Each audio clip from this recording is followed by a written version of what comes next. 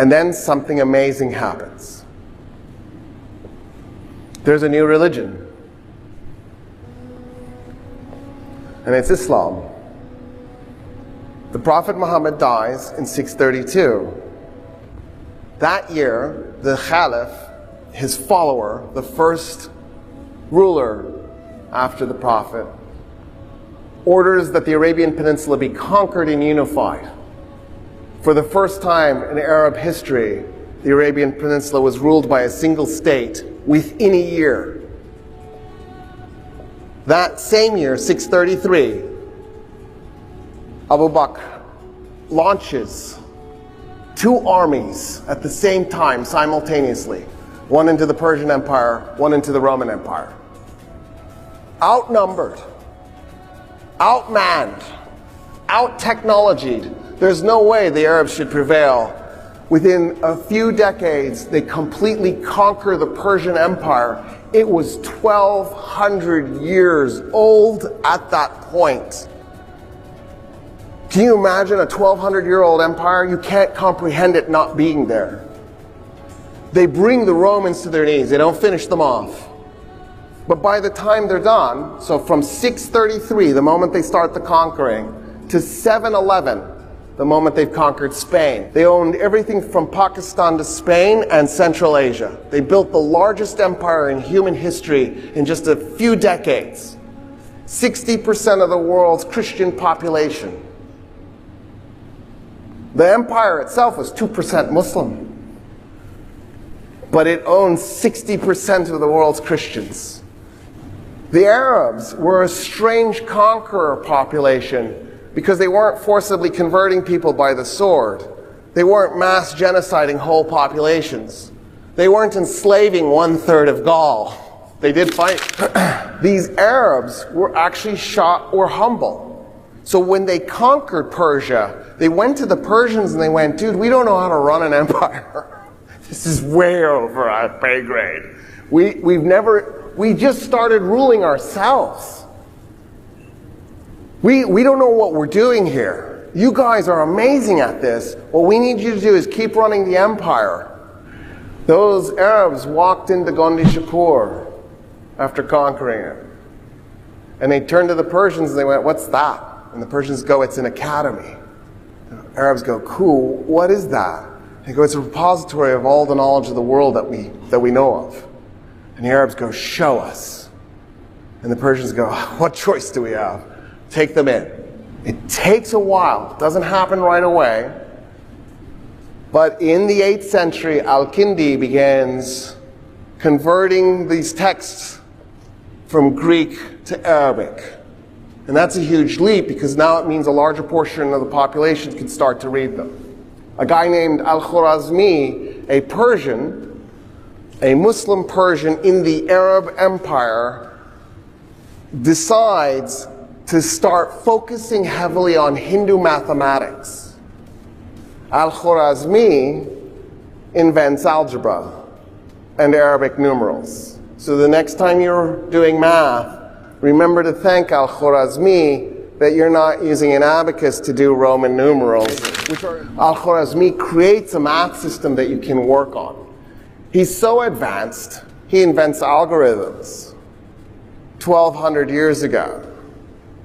In fact, algorithm was the Roman attempt to say his name. Al-Khwarizmi, algorithm. So every time you say algorithm, you're actually saying this Persian philosopher's name. So if you look him up, it'll say the father of modern medicine. Some of you will get confused and go, I thought Hippocrates was the father of medicine.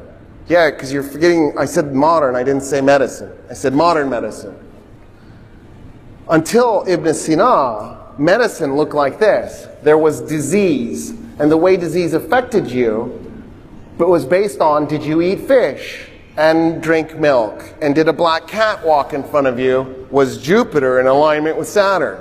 If so, when disease hits you, you're going to bleed from the eyes and have uncontrollable bowel movements. Ibn Sina walks up and goes, this is nonsense. What are you talking about? There isn't disease, there's diseases. They're all different, and they have different transmission vectors. So one disease, you sneeze on it, you get it. Another disease, you touch fecal matter and you get it. Another disease is blood-borne.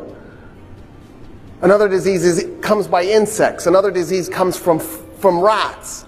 In other words, what we need to do is we need to think about the transmission vectors. In his book, here you go, Kanun Tip. Kanun means law. Q-A-N-U-N. So if you're in physics and they say you need to read the canon, C-A-N-O-N, not C-A-N-N-O-N, means law because it's an Arabic word. You're using an Arabic word. Qanun is Q-A-N-U-N. The Canon of Medicine is the book he writes. In it, he includes hundreds of cures. We still use a bunch of those cures today.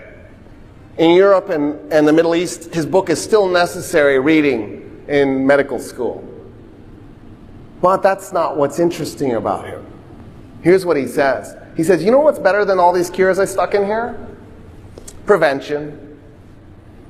Your goal is not to get the disease to begin with. If you cannot get the disease, that's way better than getting the disease, risking dying and getting cured, and then dealing with the side effects of the disease later. That's why he's the father of modern medicine. He's that guy who said interrupt the transmission vectors. So when I was taught this in school, I was taught that Semmelweis, the Hungarian, figured this out. Yes, Semmelweis, the Hungarian, figured it out again 800 years after Ibn Sina figured it out first. One last thing. So the Arabs had idiomatically translated Aristotle into Arabic. When the Spanish were conquering Spain from the Muslims, they kept encountering libraries. The popes kept issuing edicts to burn all the books. Just like when they had burnt the Great Library and just when they shut down the Academy of Athens. They wanted to continue this. The thinking went, you only need one book, it's the Bible, why are we doing this science stuff? We don't need this. What we need to do is purge the libraries of all these books that make me feel uncomfortable. Oh no, that's now. Oh wait, no, that was then too. It's so confusing how nothing changes. We don't learn. Well, the monks who were ordered to destroy the books were the Benedictines and the Dominican monks. The Benedictines and the Dominican monks didn't obey the order.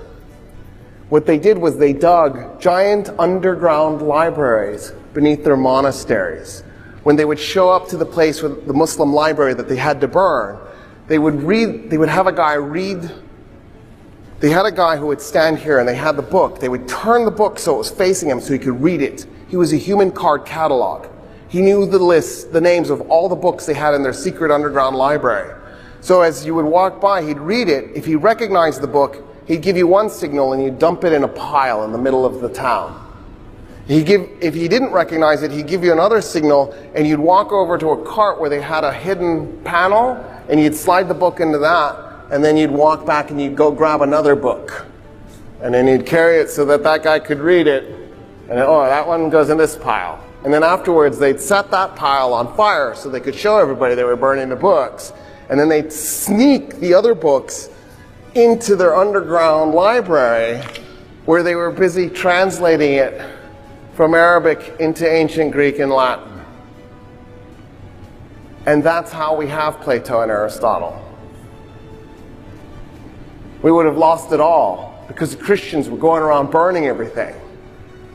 What happened that was, not only did the Benedictine and the Dominican monks have second thoughts about this and refuse to follow their orders. It's good to not follow orders sometimes. But the Italians went, you know what I miss? The good old days when we had science and math and philosophy. Why don't we do that again? And sometime around 1300, they do the Renaissance. 1300, the Crusades end in 1291. After the Crusaders start coming back, they go, you know what we saw when we were there murdering all those Muslims and Jews? They had indoor plumbing and medicine and crop rotation. They're talking about things have gravity, and that light has a finite speed, and that the universe originates from a point of information. And the Italians go, oh wow, that's so cool. Let's do that here.